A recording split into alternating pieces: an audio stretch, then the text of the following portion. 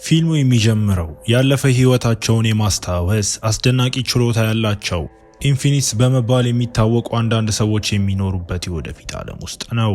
እነዚህ ሰዎች በሁለት ቡድን የተከፋፈሉ ናቸው። አንደኛው ቡድን አማኞች ሲሆኑ ዕውቀታቸውንና ችሎታቸውን ለሰው ልጆች ጥቅም ለማዋል የሚጠቀሙበት ሲሆን፣ ሌላኛው ቡድን ደግሞ ዘላለማዊ ህይወት በማግኘታቸው የተናደዱና በሰላም ለማረፍ ሲሉ የሰውን ልጅ ህልውና ማጥፋት የሚፈልጉ ኒሂሊስቶች ናቸው።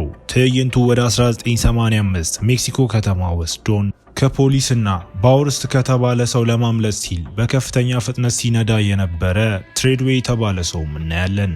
ትሬድዌይ በአቅራቢያው በመኪና ከሚሸሹት ጓደኞቹ አቤልና ሊዮና ጋርም በሬዲዮ እየተነጋገረ ነው። ከባውርስት እንደሰረቀ የሚናገረውን እንቁላል ወይም ዘኤግ የተባለውን ነገር ጠቅሶ ሁኔታው እየከረረ ሲሄድ ትሬድዌይ በህይወት መውጣት ካልቻለ አቤል ውስጡን እንዲመለከት ይነግረውና ለማምለጥ ተስፋ የቆረጠው ትሬድዌይ መኪናውን በቀጥታ ከድልድይ ላይ ያሽከረከረ ሲሆን በዚህ ጊዜ ታምራዊ ኃይል እንዳለው እንገነዘባለን። መኪናው በአየር ላይ ያለ ወደ ክሬን ዘንግ ላይ ምንም ሳይጎዳ ዘሎ ከዚህ ቦታ ጓደኞቹን የያዘችውን መኪና አንድ የጭነት መኪና ሲያጠቃትም ምንም ማድረግ ሳይችልም ይመለከታቸዋል። የቆሰለችው ሊዮና በመጀመሪያው ቦታ ላይ ያገኘሃለሁ በማለት ለአቤል ነግራው ባውርስት እነርሱን ለመጨረስም ልዩ መሳሪያ ለቆ ሁለቱም እዚያውም ይሞታሉ። ትዕይንቱ ወደ 2020 ዓመተ ምህረት ዘሎ ከቅዠቱ የሚነቃውን ኢቫን የተባለ ሰው እናገኛለን። በኋላም ለስራ ቃለ መጠይቅ ደርሶ መጀመሪያ ላይ በጥሩ ሁኔታ የሚሄድ ቢመስልም ሆኖም ቃለ መጠይቅ አድራጊው ወዲያውኑ የኢቫንን ያለፈ ታሪክ አንስቶ እሱ ተደባዳቢ እንደሆነ እንደሚያውቅ ይህን ስራ እንደማያገኝም ሲነግረው ኢቫን ስኪዞፍሬኒያ የተባለ በሽታ እንዳለበትና አንድ ጊዜ አስተናጋጅ ሲሳደብ የነበረን ደንበኛ ክንድ እንደሰበረ ግን ኢቫን አሁን እንደተለወጠና የአእምሮ ጤንነቱ በእጅጉ እንደተሻሻለ ለማስረዳት ቢሞክርም ቃለ መጠይቅ አድራጊውም ሊያምነው አይፈልግም። በዚህም ኢቫን ተናዶ ሰድቧቸው እንዲወጣም ያደርገዋል። በኋላ ኢቫን የቤት ኪራይ ስለመክፈል፣ ምግብ ስለመግዛትና ከሁሉም በላይ ደግሞ ለስኪዞፍሬኒያው በሽታው መድኃኒት ስለመግዛት መጨነቅ ጀምሮ ከዚያም አንድ ጥንታዊ ካታና ወይም የጃፓን ሰይፍ መስራትም ይጀምራል። ይህን ችሎታው ተምሮትም ባያውቅም በሚያስደንቅ ሁኔታ ግን ጎበዝ መሆኑንም እናያለን። በሚቀጥለው ትዕይንት ኢቫን የካታናውን ሰይፍ ለአካባቢው ወንበዴዎች ሸጦ በምላሹ የስኪዞፍሬኒያ መድኃኒት ሊገዛ ቢሄድም ወንበዴው ከተስማሙበት ያነሰ መጠን ስለሰጠው ነገሮች በፍጥነትም ይበላሻሉ። ከዚህም የባሰው ወንበዴው የሰይፉን ስለት ለመሞከር ሲል የሴት ጓደኛውን እጅ ለመቁረጥም ሲሞክር ኢቫንን ያስቆጣውና ወዲያውኑ ወንበዴዎቹን ትጥቅ አስፈትቶ ልጅቱ እንድትሸሽም ያበረታታታል። ወንበዴዎቹ እሱን ለማጥቃት ቢሞክሩም ምታቸውን በመሸሽ ከካታናውና ከመድኃኒቶቹ ጋርም ያመልጣል። ሆኖም ኢቫን ብዙም ሳይቆይ ያለፈ ህይወቱን የሚያሳዩ ራእዮች ማየት ጀምሮ በዚህም በመኪና ላይ ወድቆም በፖሊስ ይያዝም እናየዋለን። በኋላ በፖሊስ ጣቢያ አንድ መላጣ ሰው ኢቫንን ለመጠየቅ ብቅ ብሎ ካታናውን ሰጥቶት ካለፉት ህይወታቸው ስለተከሰቱት በርካታ ክስተቶች ቢናገርም ኢቫን ስለሚለው ነገር ምንም የሚያውቀው ነገርም የለም። ኢቫን ታዳጊ እያለ ውስጡን ወይም ሉክ ኢንሳይድ የሚለውን ሐረግ በስለት ደረቱ ላይ እንደቀረጸ ገልጾለት መላጣው ሰውዬ ትርጉሙን ቢጠይቀውም ነገር ግን ኢቫን ምንም እንደማያውቅም ይናገራል። ሰውየው ኢቫን ካለፈ ህይወቱ ናቸው የተባሉትን ተከታታይ የጦር መሳሪያዎች በጠረጴዛ ላይ ቢያስቀምጥም ኢቫን አንዳቸውም የእሱ እንዳልሆኑ ተናግሮ እየተናደደ የመጣው መላጣ ሰውዬ አንድ ጥይት በሪቮልቨር ውስጥ አስገብቶ ጥያቄ ሲጠይቀውና ኢቫን አላውቅም በሚልበት ጊዜ ሁሉ ሊተኩሱበት እንደሆነ ማስፈራርቶት በሚገርም ሁኔታም ይህ ዘዴ ሰርቶ ኢቫን በከፍተኛ ጫና ውስጥ ወድቆ በድንገት ራእይ አይቶ አንዱን መሳሪያ እንደሚያውቀውም ይሰማዋል። ይህ ሰውየውን አስደስቶት የቆዩ ጓደኛሞች እንደሆኑና ለረጅም ጊዜ እንደሚተዋወቁ ሲናገር ነገር ግን በድንገት አንድ መኪና ግድግዳውን ሰብሮ ይገባና አንዲት ሴት ዘላ ወጥታ ሴትዮዋ ኢቫን የታሰረበትንም ፈታለት መላጣው ሰውዬ ላይም ተኩስ ትከፍትበታለች። ከዚያም ኢቫን መኪናዋ ውስጥ እንዲገባ ነግራው ግራ የተጋባው ሰውዬም ተስማምቶ ተከትሏት ከዚያም እየነዱ ይሄዳሉ።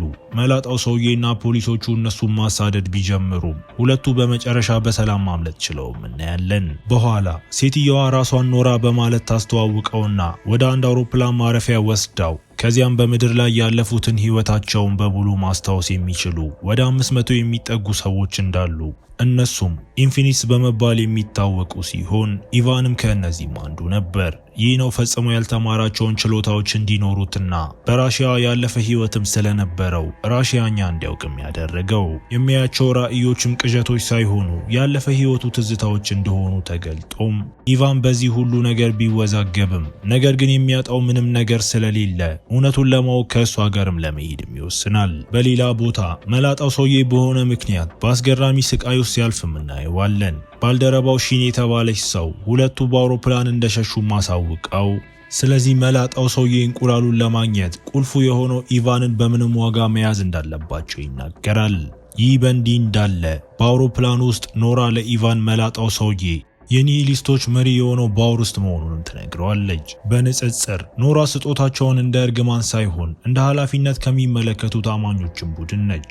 ብዙም ሳይቆይ ሀብ ወደ ተባለ ቦታ የደረሱ ሲሆን ይህም ቦታ የአማኞች ዋነኛ መሰረትም ነው።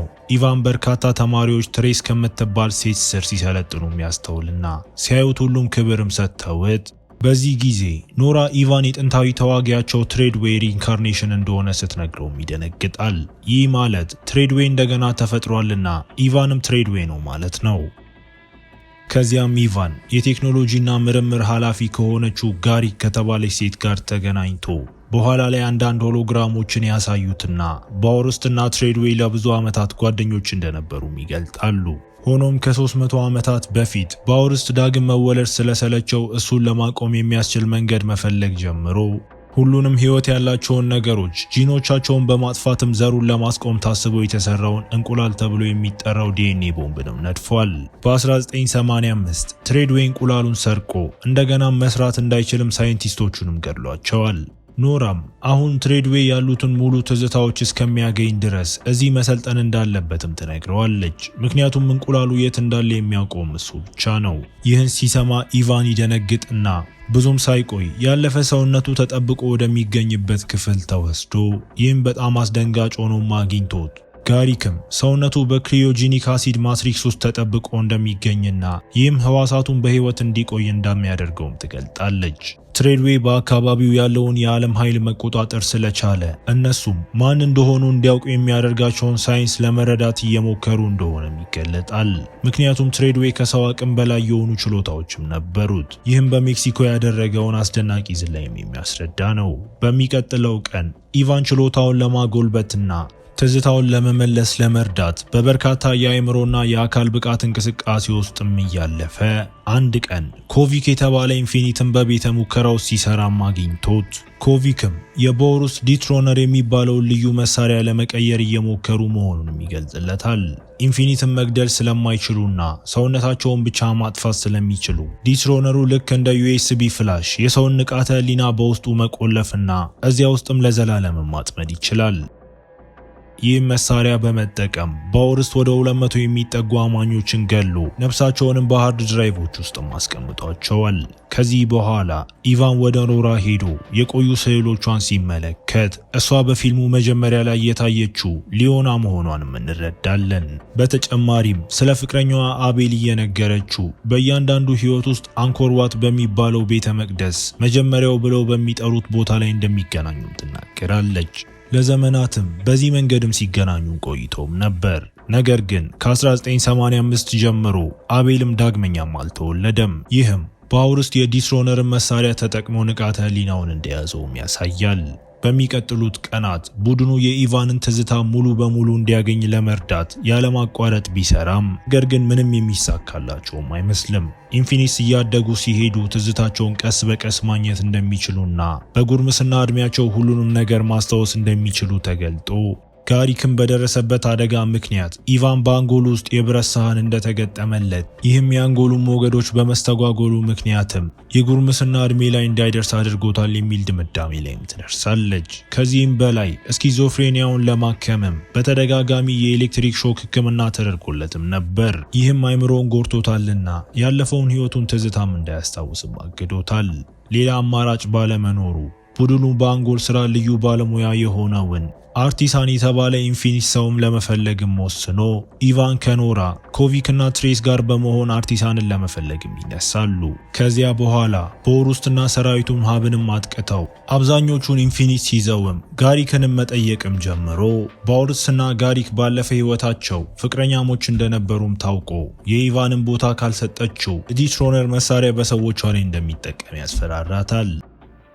በሌላ ቦታ ኢቫንና ቡድኑ በካሲኖ ውስጥ አልፈው ወደ ተደበቀ የከርሰ ምድር ቤተ ሙከራ ውስጥ ገብተው በመጨረሻም አርቲሳንን አግኝተውት የኢቫን ትዝታ ወደ ነበረበት እንዲመልሳቸው እርዳታም ይጠይቃሉ። ሰውየውም ተስማምቶ አርቲሳን አንድ ሰው ለሞት ሲቃረብ ህይወቱ በአይኑ ፊት እንደሚታየው በማስረዳት ይህንን ሂደት ለማስገደድ የሚችል መሳሪያ ስለፈጠረም አንድ ሰው ያለፈውን እንዲያስታውስ ለማስገደድ ወደ ሞት አፋፍም ያደርሰዋል። ሆኖም አደጋው እጅግ ከፍተኛ ነው። ኢቫን በሂደቱ ወቅት ሊሞት ይችላል ብሎ ስለዚህም ኖራም ምርጫ ሰጥታው በጥንቃቄ ካሰበ በኋላ ኢቫን የሰው ልጅን ማዳን ማለት ከሆነ ህይወቱን ለአደጋ ለማጋለጥም ተስማምቶም እናያለን። ይህ በእንዲህ እንዳለ በካሲኖ ውስጥም ቦሩስትን አንድ ሴት ወደ እሱ ቀርባ ስልክ ሰጥታው ተንኮለኛው ሰው በአርቲሳን ቤተ ሙከራ ውስጥ ካሜራና ማይክሮፎን እንደተከለና አሁን ሁሉንም ነገርን በቅጽበት እየተመለከተ መሆኑን ገልጦ ወደ ቤተ ሙከራው ስንመለስ ኢቫን ሊሰጥም ወደሚችልበት በውሃ የተሞላ ማሽን ውስጥ ገብቶ ብዙም ሳይቆይ በዚያች የሜክሲኮ ምሽት የነበሩትን ትዝታዎች ማስታወስ ቢጀምርም ነገር ግን ንቃተ ህሊናውን ለመጠበቅ ተቸግሮ ስለነበር ኖራ ተጨንቃ እሱን ማውጣት እንዳለባቸው ብትጠይቅ አርቲሳንም ለጥቂት ደቂቃዎች እንዲጠብቁ አበረታቷት። በዚህ አስጨናቂ ቅጽበት ኢቫን ትሬድዌይ በህይወት መውጣት ካልቻለ አቤል ውስጡን እንዲመለከት እንደነገረው ያስታውስና ብዙም ሳይቆይ የኢቫን ህይወት ጠቋሚዎች እየቀነሱ ሄደው ንቃተ ህሊናውን አጥቶ ስለዚህ ቡድኑ በመጨረሻ ከማሽኑ ነፃ ያወጣዋል። እሱን ለማንቃትም የደረት ማሸትም ይሞክራሉ። ነገር ግን ይህም ምንም አይሰራም። ይህ በእንዲህ እንዳለ ኢቫን ትዝታዎቹን ማስታወስ ይቀጥልና ትሬድዌይ በዛ ምሽት ጓደኞቹ ከተገደሉ በኋላ ብዙም ሳይቆይ እንደሞተም ግልጽ ይሆናል። ቡድኑ አሁን ኢቫን እንደሞተ ገምቶ ማልቀስ ቢጀምርም ነገር ግን በድንገት ኢቫን ሳይጠበቅ ነቅቶ በመጨረሻም ወደ ንቦናው ከተመለሰ በኋላ በእርግጥም እሱ ትሬድዌይ መሆኑን ለሁሉም ገልጦ ኮቪክም እንቁላሉ የት እንዳለ ጠይቆት ስለዚህ ኢቫን ባለፈው ህይወቱ ከሞተ አቤል ውስጡን እንዲመለከት እንደጠየቀው ገልጾ ትሬድዌይ ማንም እዚያ ሊመለከት እንደማይችል ስለሚያውቅ እንቁላሉን በሰውነቱ ውስጥ እንደደበቀ ሲያሳውቃቸው ይህን የሰማው ቡድንም እጅግ ደስ ይለዋል። ነገር ግን ሁሉንም ነገር ሲሰማ የነበረው ቦሩስ ወዲያውኑ ሰዎቹን ኢንፊኒትስን እንዲያጠቁም ልኳቸው ትሬስ በጥይት ተመታ ሞታ ኢቫንም ሆዱን ተመቶ እንደ ዕድል ሆኖ ኢቫንና ሌሎቹ በተደበቀ መተላለፊያ በኩል ማምለጥ ችለውም ነበር። ሆኖም ኮቪክ ቆይቶ ቦሩስትና ሰራዊቱን ለመጋፈጥ ወስኖ በጀግንነት ይዋጋና ፈንጂዎቹን በመጠቀም በርካታ ወታደሮችን መጣል ቢችልም ነገር ግን በመጨረሻ ቦሩስት አግኝቶት ከከባድ ፍልሚያ በኋላ ክፉ ሰው ኮቪክን አሸንፎ ነፍሱን ለማጥመድም ዲስሮነሩን ይጠቀማል። በሌላ ቦታ ኢቫን ብዙ ደም እንደፈሰሰውና ንቃተ ህሊናውን እንዳጣም እናያለን። ይህም ኖራንና አርቲሳንን አስጨንቋቸው ጠላት የትሬድዌይን አስክሬን ከሀብ እንደሰረቀና ወደ ስኮትላንድ እያጓጓዘው እንደሆነም ይማራሉ። ስለዚህ ኖራ ቦሩስትን ብቻዋን ለመጋፈጥ ስትወስን አርቲሳን ደግሞ ኢቫንን ለመንከባከብ ቀርቶ ትዕይንቱ ወደ ስኮትላንድ ወደሚገኘው የቦሩስት ግዛት ተቀይሮ ቦሩስትም የትሬድዌይን የሞት አስክሬን እንዳገኘም እናያለን። ከዚያም አስክሬኑን ከፍቶ እንቁላሉን በውስጥ አግኝቶት ይህም ሁሉንም ሰው በጣም አስደስቶ ሺንን እንዲሞክረው ጠይቆት ሁለቱም የሰው ልጅ በመጨረሻ ሊያበቃለት እንደሆነ በመረዳት እጅግ ደስ ይላቸዋል። በሌላ ቦታ ኢቫን በመጨረሻ ወደ ልቦናው ይመለስና አርቲሳን ቁስሉን እንደሰፋለት ተገንዝቦ ኖራ ብቻዋን ጠላትን ለመጋፈጥ በመሄዳም ተጨንቆ ነበር። ስለዚህ ሊሄድ ሲል አርቲሳን ሊያስቆመው ቢሞክርም ኢቫን ስለ ተልእኮ ግድ እንደማይሰጠው በመውቀስም ብቻውን ጥሎትም ይሄዳል። በሌላ ትዕይንት ሺን እንቁላሉ እንደተሞከረ ለቦሩስት ትነግረውና በፍጥነት በቦምብ ውስጥ አስገብተው ለማስወንጨፍም ይዘጋጃሉ። ሳያውቁት ኖራ ከግዙፉ ቤት ውጪ ሆና ቦሩስት ላይ ተኩሱ ከፍታ እሱም በመጨረሻው ሰከንድ በጥቂቱ አምልጦ የተናደደው ሰው አሁን ኃይሉን ለማሸነፍ ድሮኖቹንና ሰራዊቱን ልኮ ኖራ በብርቱ ብትዋጋም በፍጥነትም ቁጥራቸው በዝቶባት ሁሉም ተስፋ የጠፋበት የሚመስልበት ጊዜ ኢቫንና አርቲሳን እሷን ለመርዳትም ይደርሳሉ። አርቲሳን ከሄሊኮፕተሩ ድሮኖቹን ሲያጠፋ ኢቫን ደግሞ ወደ ኖራ ቀርቦ ከዚያም ሁለቱ በመንገድ ላይ የሚሰነዘሩ ጥቃቶችን እየሸሹ በተሽከርካሪው ወደ ግዙፉ ቤት ይጣደፋሉ። ይህ በእንዲህ እንዳለ በወር ውስጥ ቦምቡን በአውሮፕላኑ ውስጥ አስገብቶ ከዚያ ለመብረር ወስኖ በሌላ ቦታ ኢቫንና ኖራ ወደ ግዙፉ ቤት ሲቃረቡ ሺን አስተውላቸውም ተኩሱ ከፍታ ይህም ተሽከርካሪያቸውን አጋጅቶት ኢቫን ሳይጎዳ ቢወጣም ነገር ግን ኖራ ከባድ ጉዳት የደረሰባትም ትመስላለች። ያም ሆኖ ሁለቱ ተስፋ ለመቁረጥም ፈቃደኛ አይደሉምና በችሎታቸው ቤት ውጭ ያሉትን ጠባቂዎች በሙሉ ከገደሉ በኋላ በመጨረሻም በፈንጂ ጨርሰዋቸው እናያለን። በዚህ ጊዜ አውሮፕላኑ ሲነሳ አስተውለው ስለዚህ ኖራ ሌሎች ኢንፊኒስን ያጠመዱትን ሃርድ ድራይቮች በሙሉ ለማጥፋት እዚህ መቆየት ስላለባት ኢቫን ቦሩስትን እንዲያሳድደው ጠይቀው ኢቫን ተስማምቶ በሞተር ሳይክልም ሲከተለው ኖራ ደግሞ ግዙፉ ቤት ለመግባት ስትሞክር መንገዷን ከዘጋችው ሺን ጋርም ፊት ለፊትም ትገናኛለች። ሁለቱም ከባድ ውጊያ ያደርጉና እርስ በእርሳቸው ላይ ከባድ ጉዳትም ያደርሳሉ። ነገር ግን በመጨረሻ ኖራ አሸንፋ ሺንንም ወቅታ ገድላት አይተን ነገር ግን እሷ ራሷም ከባድ ጉዳት ደርሶባት ብዙ ወታደሮች ሲቃረቧት መሬት ላይም ትወድቃለች። ያበቃላት ቢመስልም በትክክለኛው ሰዓት ላይ አርቲሳን በሄሊኮፕተር ደርሶ ሁሉንም ወታደሮችም ገሏቸው። ከዚያም ሁለቱም ግዙፉ ቤት ይገቡና የሁሉም ጓደኞቻቸው ነፍስ በጥናቱ ክፍል ውስጥ ተይዞ በማየታቸውም ይደነግጣሉ። በሌላ ቦታ ኢቫን ሞተር ሳይክሉን ከገደል ላይ እየነዳ በሚያስደንቅ ሁኔታ በአውሮፕላኑ ክንፎች ላይ አርፎ ከዚያም ካታናውን በአውሮፕላኑ ክንፍ ላይ ይነዳና ሞተር ሳይክሉን ከአንዱ ተርባይን ጋር ሲያጋጨው ይህ በወሩስትን አስደንግጦት ኢቫንን ለመጣል አውሮፕላኑን ለመገልበጥ ተስፋ ቆርጦ ቢሞክርም ሆኖም ኢቫን የትሬድዌይ የነበረውን ያንኑ ያልተለመደ ኃይል ተጠቅሞ እኛ ፋሱንና አለመረጋጋቱን ተቋቁሞ ይህም ቦሩስትንም አስደንግጦት ብዙም ሳይቆይ ኢቫን በካታናው የአውሮፕላኑን ጣራም ቆርጦም ይገባል።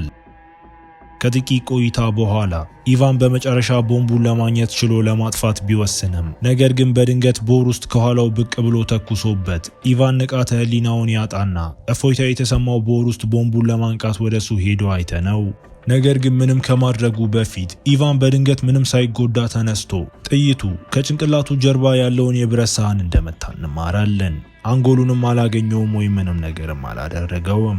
በዚህም ሁለቱ ወንዶች ከባድ ፍልሚያ ጀምረው በወሩስት ኢቫንን ለመምታት ቢሞክርም ኢቫን በካታናው ጥይቶቹን በቀላሉ ተከላክሎ በተመሳሳይ ጊዜ አውሮፕላኑ ቁጥጥሩን ያጣና አብራሪው መረጋጋቱን ለመመለስ እየታገለም ቆራጡ ኢቫን ካታናውን ተጠቅሞ እንቁላሉን ለማጥፋት ቢሞክርም በወሩስት እያስቆመው ሊጋጩ መሆኑን የተረዳው በወሩስት ቦምቡን ከአውሮፕላኑ ውስጥ ሲጥለው ነገር ግን ኢቫን ተከትሎ በአየር ላይ ይዞት በወሩስት የሚከተለውና ሁለቱ ወንዶች በቦምቡ ላይ ቁጥጥር ለማግኘት በአየር ላይ እንደገና ኃይለኛ ውጊያም ይጀምራሉ። በሁከቱ ውስጥ ኢቫን ቦሩስትን በዲስሮነር ተኩሶበት ዳግም እንዳይነሳ በማድረግ ምኞቱን ፈጽሞለት ከዚያም ቦምቡን በተሳካ ሁኔታ ካስወገደ በኋላ ውቅያኖስ ውስጥ ወድቆ እሱ ሞቶም እናያለን።